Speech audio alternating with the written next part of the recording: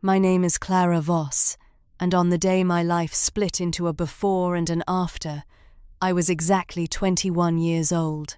The air in Mr. Albright's law office was stale, smelling of old paper, leather polish, and the cloying, expensive perfume my Aunt Carol wore like armour. It was a sterile, mahogany-panelled room designed to witness the orderly transfer of wealth, a process that felt anything but orderly to me. I sat on a chair that was slightly too small, my worn denim jacket a stark island of blue in a sea of tailored black suits and silk blouses.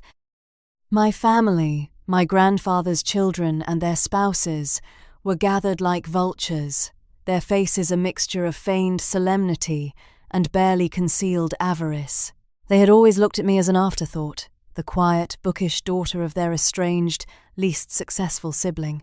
Today was no different. Their glances slid over me, dismissing me before the proceedings even began.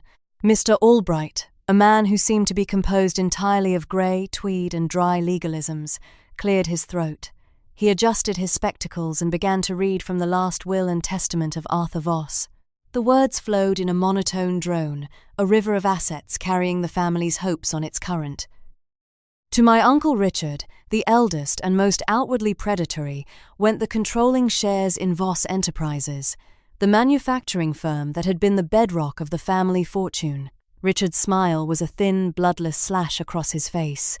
He nodded slowly, as if accepting a crown he had long believed was his by divine right. To my Aunt Carol went the sprawling country estate, the very house where I had spent a few fleeting happy summers as a child, before the family schisms became unbreachable chasms. She also received the art collection, a portfolio of impressionist paintings worth a staggering sum. She dabbed at a dry eye with a lace handkerchief, a perfect little performance of sentimental grief that fooled no one. The liquid assets, the stock portfolios, the bonds, and the cash reserves were divided equally among the remaining uncles and their wives. Murmurs of satisfaction rippled through the room. They had all received what they came for. Their world was secure. Then there was me. Mr. Albright paused, peering at me over his glasses, as if seeing me for the first time. The room fell silent. My relatives turned their gazes upon me, their expressions ranging from mild curiosity to outright amusement. What little morsel would be thrown to the family's stray? And to my granddaughter, Clara Voss, Mr. Albright read, his voice unchanging, in the hope that she remembers that the true measure of a thing is not in its function, but in the love and time invested in it. I leave my silver pocket watch. He reached into a velvet-lined box on his desk and produced the object. It was an old Elgin, its silver case tarnished with age, a fine web of cracks fracturing the crystal face. He placed it on the polished mahogany between us. It lay there, dull and inert, a broken watch, a beat of stunned silence, then a sound like a cork popping from a cheap bottle of champagne. It was Uncle Richard, trying and failing to stifle a laugh. He coughed into his fist, his shoulders shaking. Aunt Carol was less subtle. A high, tinkling laugh escaped her lips, sharp and cruel. "Oh, that's just like father," she said, her voice dripping with condescending pity. "So sentimental." "Well, Clara dear, at least it's something to remember him by, and it won't cost you a thing in inheritance taxes, will it?" The others joined in, a chorus of snickers and smug smiles. They saw it as the final, eccentric act of a dying man, a pathetic little consolation prize for the granddaughter he barely knew, a cruel joke. The humiliation was a physical thing, a hot flush that crawled up my neck and burned my cheeks. I wanted to disappear. I wanted to scream. Instead, I did nothing. I stared at the watch, focusing on the tiny scratches in the silver, the way the light caught on the fractured crystal. I built a wall inside my head, brick by painful brick, and I did not let them see a single crack in it. I stood up, my legs feeling stiff and disconnected from my body. I walked to the desk, picked up the watch without looking at anyone, and cradled its surprising weight in my palm. It was cold to the touch. "Thank you, Mr. Albright," I said, my voice steady, betraying none of the storm raging inside me. I turned and walked out of the room. I did not run. I did not look back. I felt their mocking eyes on my back with every step. But I kept my shoulders straight and my head high. The heavy office door clicked shut behind me, and in the sudden silence of the hallway, I finally allowed myself to breathe. The cold, dead weight of the watch in my hand felt like the anchor to a future I could no longer imagine. It felt like the end of everything. The journey back to my tiny apartment was a blur. The city streets, the rumble of the subway, the faces of strangers, it all passed by like a film seen through murky water. My apartment, a third-floor walk-up with a view of a brick wall, had always felt like a cozy sanctuary. Now it felt like a cage. It was a stark, brutal reminder of the chasm between my life and theirs. While they were planning how to leverage their new companies and redecorate their new mansions, I was back in a place where the landlord still hadn't fixed the leaky faucet. I tossed my keys into a small bowl by the door and sank onto my lumpy sofa. I opened my hand and looked at the inheritance, the watch. It was even more pathetic up close. The silver was deeply tarnished, almost black in the crevices of the ornate engraving. The hands were frozen at 3 to 15. I tried the winder.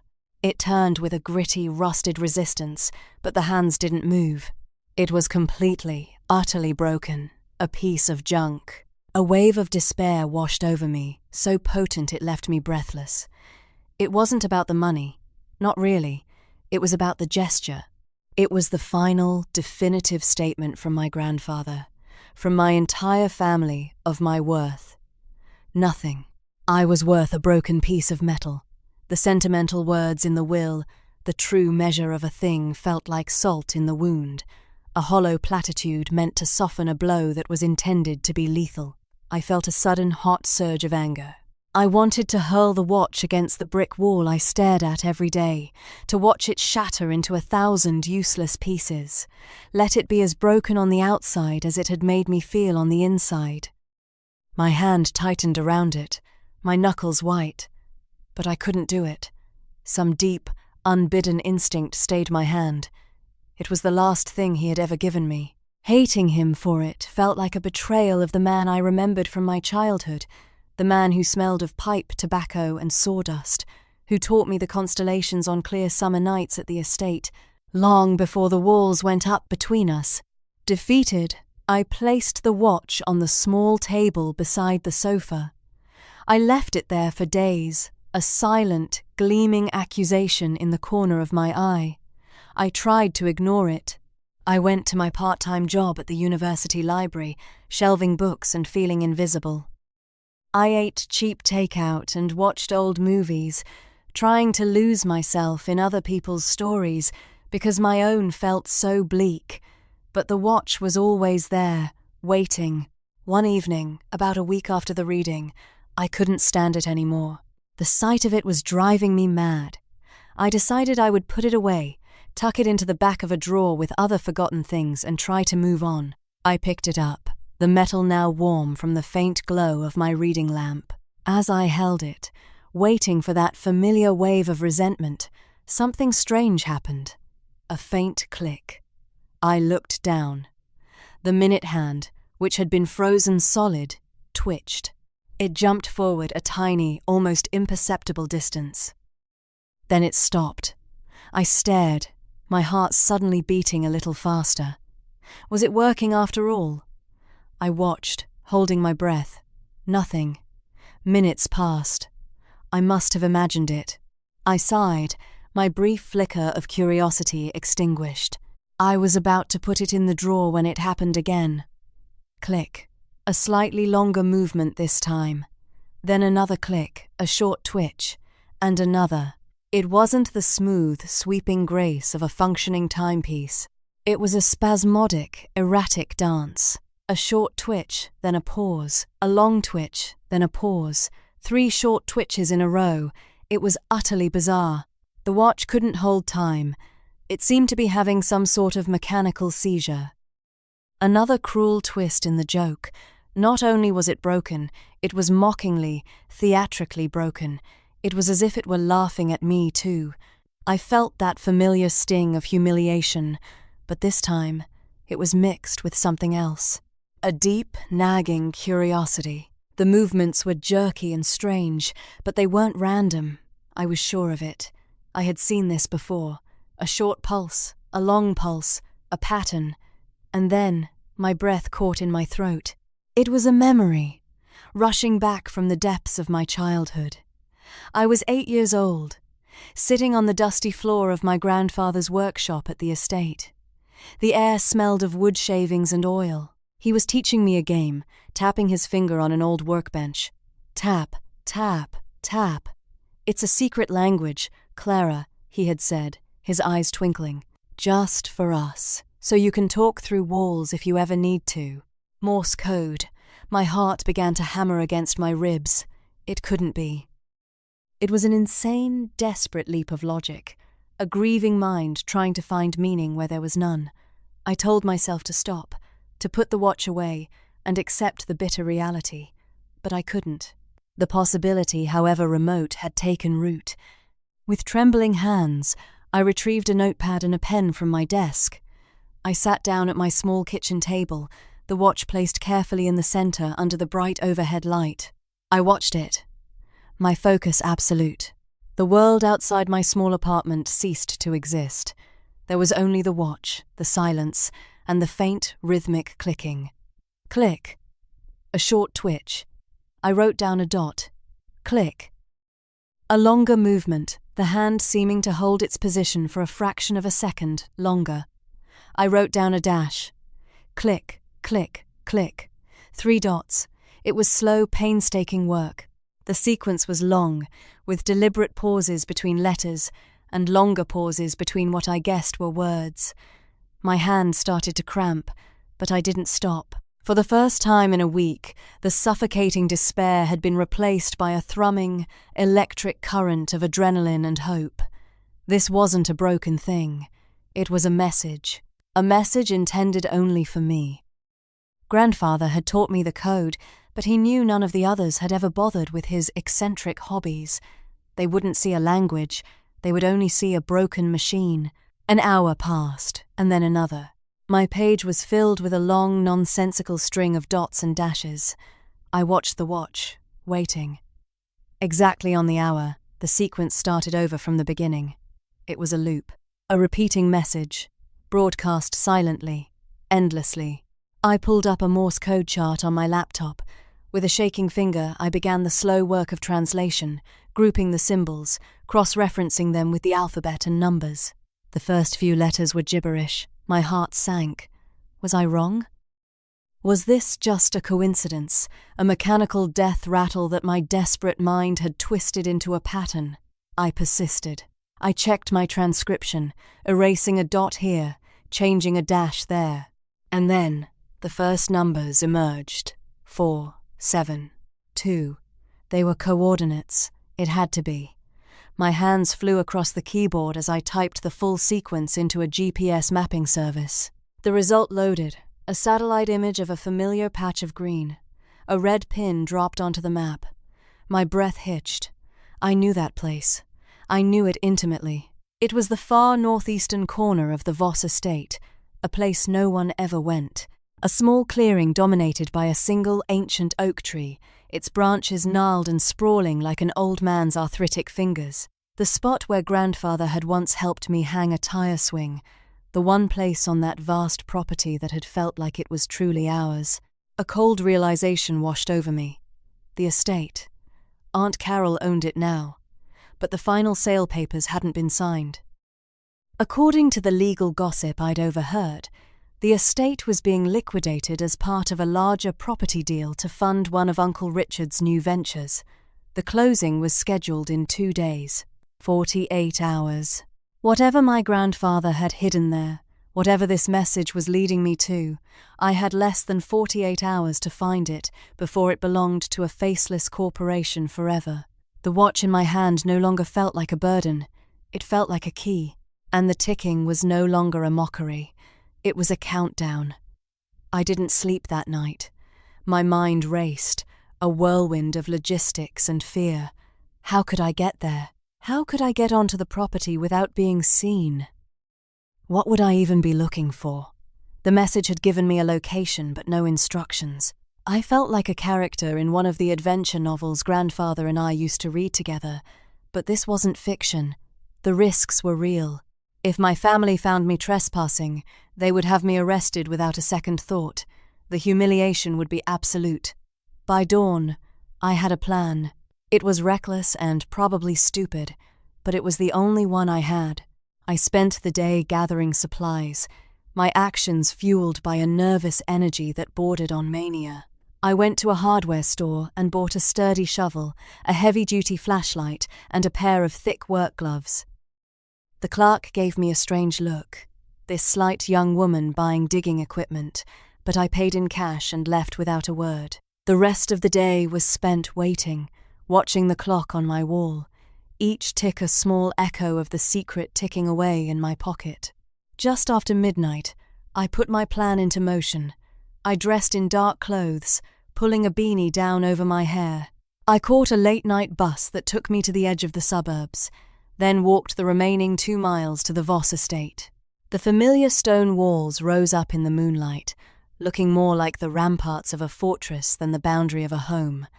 The main gate would be locked and monitored, but I knew another way in. A place where the wall had crumbled slightly behind a thicket of overgrown rhododendrons, a secret entrance from my childhood explorations that I prayed no one had ever bothered to fix. The air was cold and damp, smelling of wet earth and decaying leaves. The night was alive with the sound of crickets and the distant hoot of an owl. Every snapped twig under my feet sounded like a gunshot in the profound silence. I found the break in the wall, just as I remembered it. I squeezed through, scraping my jacket on the rough stone, and emerged into the grounds of the estate. It was like stepping into a ghost story. The manicured lawns I remembered were growing shaggy. The gardens were starting to look wild. The house itself was a dark behemoth on the hill, its windows like vacant eyes staring out into the night. My family was already neglecting it, eager to cash it out and move on. I kept to the shadows of the tree line, the heavy shovel awkward in my grip. The walk to the northeastern corner was long, nearly half a mile across dew-slicked grass. My breath plumed in the cold air, and my heart hammered a frantic rhythm against my ribs. I was an intruder in a place that should have been my heritage.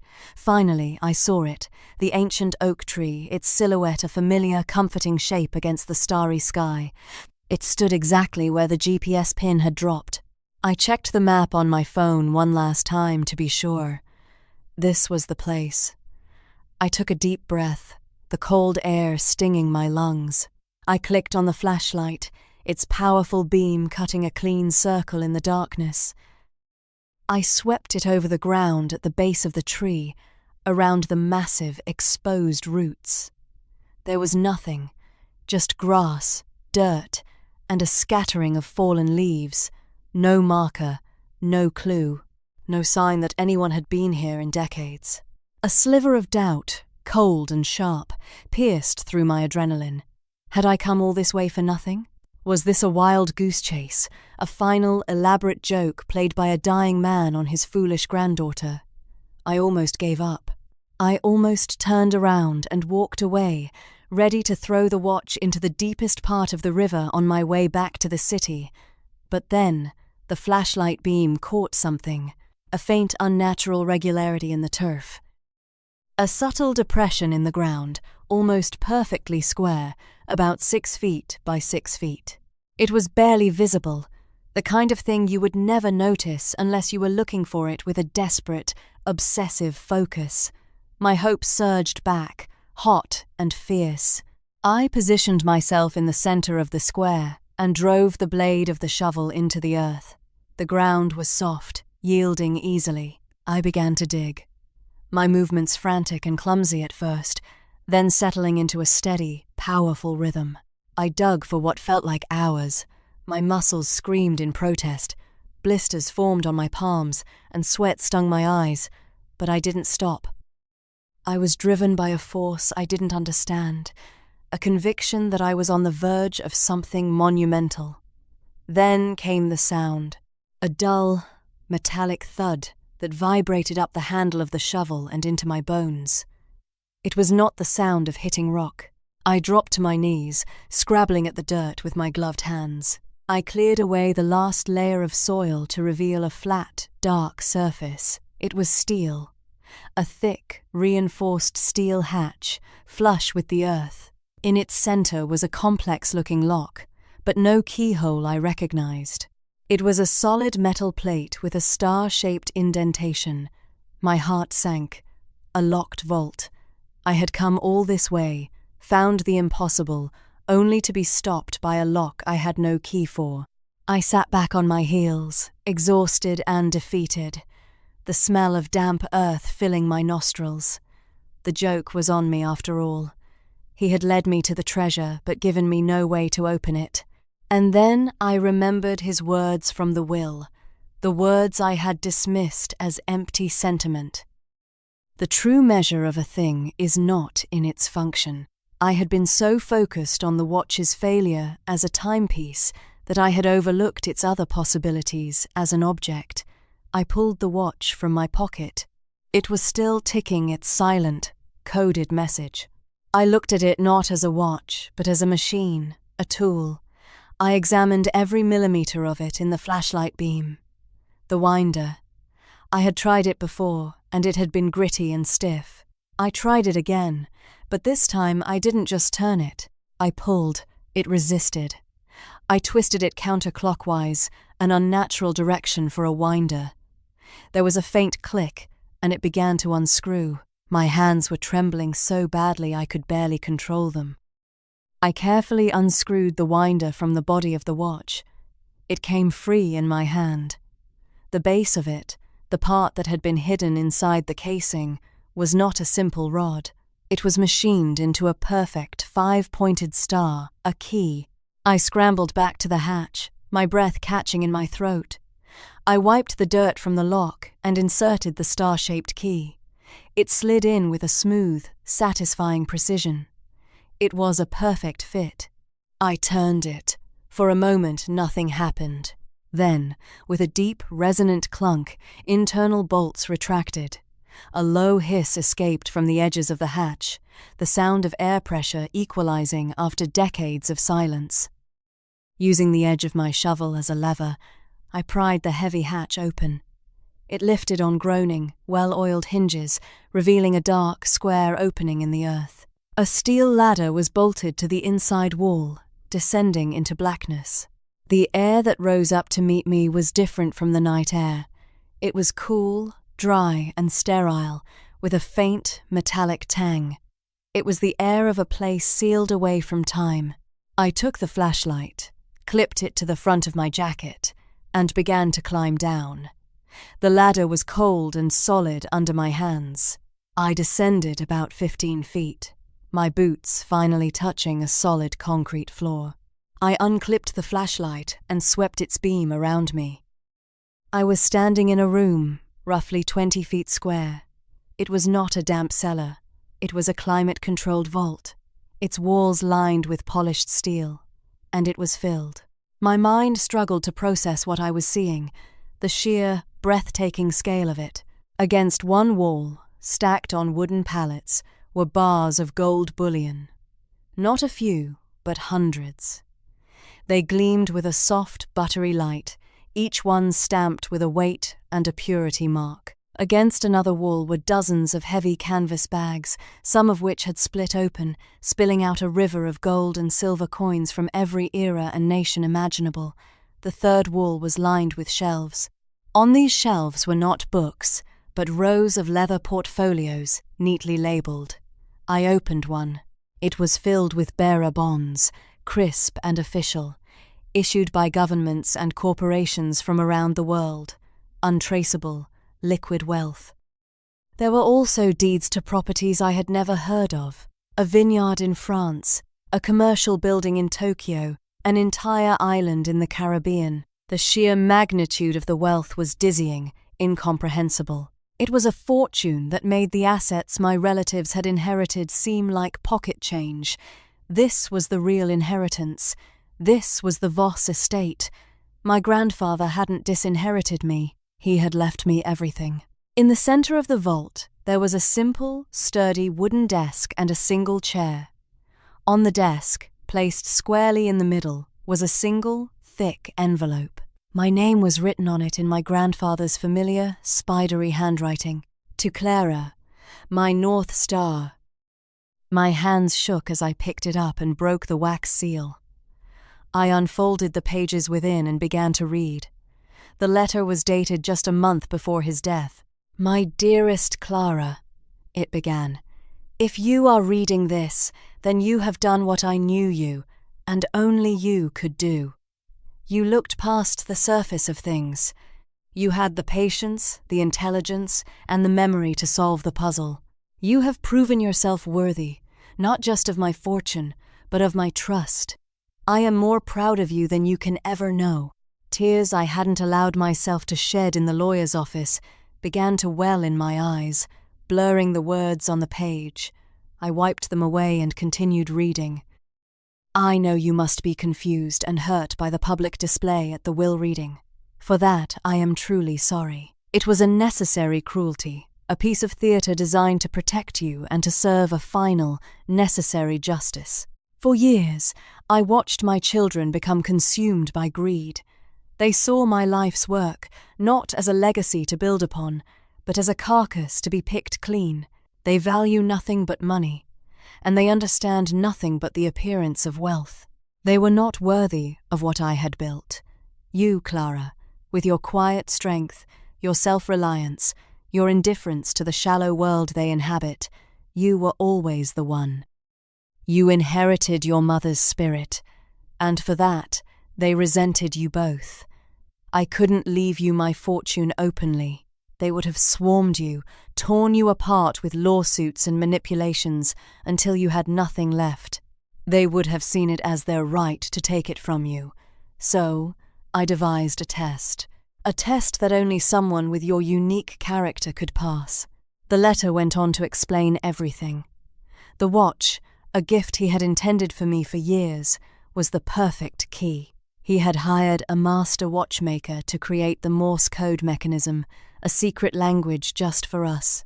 The vault had been constructed in secret over 30 years ago, its existence known only to him and one other person, his lawyer, Mr. Albright.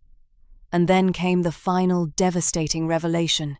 The inheritance he had left my aunts and uncles was not a gift, it was a trap. The shares in Voss Enterprises that Richard so proudly accepted, he wrote, are tied to a pension fund with a catastrophic, hidden liability that comes due the moment he assumes control. It will bankrupt him. The estate and the art collection I left to Carol are leveraged to the hilt with loans from international banks, using the paintings themselves as collateral. The moment she tries to sell a single piece, the entire house of cards will collapse. The stock portfolios are a collection of failing companies I personally propped up for this very purpose, destined to be worthless within a month. Their inheritance is a meticulously crafted illusion, a poison pill wrapped in gold foil. Their own greed will be the trigger for their ruin. They will rush to liquidate, and in doing so they will destroy themselves. I had to sit down in the chair, the letter trembling in my hand. The cold, calculating brilliance of it was staggering. He had used their own defining characteristic, their insatiable greed, as the mechanism of their downfall. He hadn't just disinherited them, he had handed them the shovel to dig their own graves. "Everything in this vault," the letter concluded, "is yours. It has been legally structured through a series of offshore trusts and anonymous corporations, all of which you now control. It is clean, untraceable, and untouchable. Mr. Albright has the final documentation and will guide you. He has been my loyal friend and was the only one I could trust to execute this plan. Use this wealth well, my dear Clara. Live a life of purpose and passion. Do not let the world of your relatives corrupt you. Build things, learn things, be happy. That is my final wish. Your loving grandfather, Arthur." I sat there for a long time, in the silent, gleaming tomb of my grandfather's legacy, the letter resting in my lap. The shock and awe gave way to a slow-burning, cathartic anger, not at my grandfather, but at the family that had forced him to such extremes. And beneath the anger was a profound sense of vindication. He had seen me. All those years I thought I was invisible to him. He had been watching, and he had understood. The first light of dawn was breaking as I climbed out of the vault. I sealed the hatch, carefully replaced the turf, and scattered leaves over it until it was indistinguishable from the surrounding ground. The journey back to the city was the reverse of the one before, but I was a different person. The weight in my pocket was no longer an anchor but a compass. I was no longer the overlooked outcast. I was the sole heir, the executor of a master plan decades in the making. The first thing I did was call Mr. Albright. I simply said, "The North Star is found." There was a long pause on the other end of the line, and then his dry, formal voice came back, but with a warmth I had never heard before. "I am very glad to hear it, Miss Voss. I have been waiting for this call. Your grandfather would be very pleased. There are things we must do, quickly." We acted with surgical precision.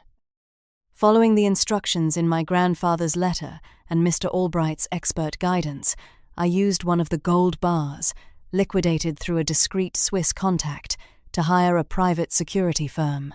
Within hours, the area around the oak tree was under 24/7 surveillance, protected by men who were far more intimidating than any local police. The next step was the most satisfying. The estate auction was in 2 days. My relatives, eager for the cash, had rushed the sale. Through a shell corporation registered in the Cayman Islands, created by Mr. Albright years ago for this very purpose, I submitted an anonymous bid. I bought back my grandfather's entire estate for a price that was, to me, laughably small. Aunt Carol received the check, never knowing that she had just sold her inheritance to the very person she had scorned. Then, just as my grandfather had predicted, the trap sprang. News began to trickle, then flood through the financial papers. Uncle Richard, in his haste to assert his new authority at Voss Enterprises, triggered the pension clauses. The company was instantly insolvent. He was personally liable for hundreds of millions in debt he never knew existed. He lost everything overnight. Aunt Carol's downfall was even more public. She had arranged a lavish party to celebrate her new life as Lady of the Manor, and had tried to sell a minor Monet to cover the costs. The moment the sale was registered, the banks were alerted. The loans were called in. The entire art collection was seized. The estate which she had just sold had its proceeds immediately frozen and confiscated. She and her husband were left with nothing but the designer clothes on their backs and a mountain of debt. The other relatives, who had invested their cash inheritance in Richard's promising new ventures, were wiped out along with him. Their ruin was total, catastrophic, and very public. It was a symphony of karmic justice, conducted by a dead man. I, in the meantime, began the quiet work of transformation. I moved into the main house on the estate, not into the opulent master suites, but into the old gatehouse, which I renovated myself. I hired architects and restoration experts, not to flaunt wealth, but to honor my grandfather's legacy. I began the slow, careful process of bringing the estate back to life, funding it with the endless resources he had left me. The house was transformed from a symbol of my family's greed and neglect into a testament to my grandfather's vision and my newfound purpose. Several months passed. The estate was magnificent again, the gardens vibrant, the house restored to its former glory. I had established a charitable foundation in my grandfather's name to fund scholarships for students in engineering and the arts, his two great passions. I was finding my own way, far from the toxic world my family had inhabited. One crisp autumn afternoon, as I was walking the grounds, a rusty, dented sedan I didn't recognize came sputtering up the long, newly paved driveway. It stopped in front of the main house, and 2 people got out. They were haggard and thin, aged a decade in less than a year. It was my Uncle Richard and Aunt Carol. They marched towards me, their faces masks of rage and disbelief. "You," Richard hissed, his voice a raw rasp. "This was you. You did this to us." "How could you?" Carol shrieked, her voice cracking. "You stole our inheritance. That money in the ground, that was family money. It belonged to all of us." I stood my ground, my hands in the pockets of my simple work coat. The old Clara would have shrunk under their fury. The new one simply watched them, a scientist observing a predictable chemical reaction. I let them vent their rage, their accusations, their pathetic, self-serving justifications. I let them exhaust themselves until their anger collapsed into ragged, desperate sobs. Then came the plea. "Clara, please," Carol begged, tears streaming down her ruined face. "We're family. We have nothing. We're going to lose our house, the one we had before. You can't let this happen. You have to help us." I looked at them, at their grasping, desperate faces. I felt nothing. No pity, no anger. Just a vast, cold emptiness where my connection to them used to be. I thought of their laughter in the lawyer's office, the sting of their mockery, the years of being treated as less than. I took a slow breath and finally spoke, my voice calm and even. I used the very words she had used to mock me. "Don't worry, Aunt Carol," I said softly. "A sentimental prize like that won't cost you a thing in taxes, will it?" Her face crumpled, the cruelty of her own words turned back on her like a knife. Richard stared at me, his mouth agape, finally understanding that there was no mercy to be found here. I held their gaze for a moment longer, letting the silence stretch. Then, without another word, I turned my back on them. I walked up the grand stone steps of the house that was now mine, every inch of it earned not by birthright, but by character. I did not look back. I reached the massive oak doors, pulled one open, and stepped inside. The door swung shut behind me with a solid, satisfying thud. The sound of the heavy bolt clicking into place was the final word in a story they had started, but I had finished. I was home.